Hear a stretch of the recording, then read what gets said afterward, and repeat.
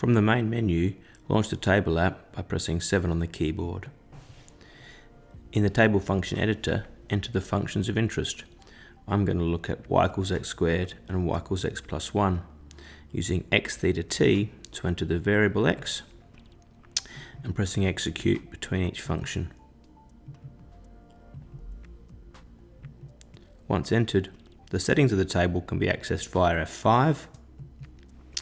Here the start will be the initial input, the end the final input, and the step value will be the increment between successive inputs.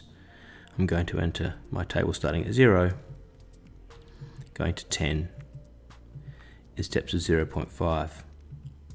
Press execute after each input here, and then exit to return to the table function editor. Now pressing F6 will generate our table, where we can explore using the arrow pad.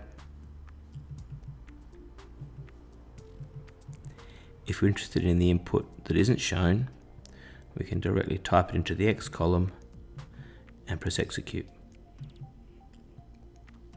Pressing exit will return to the table function editor.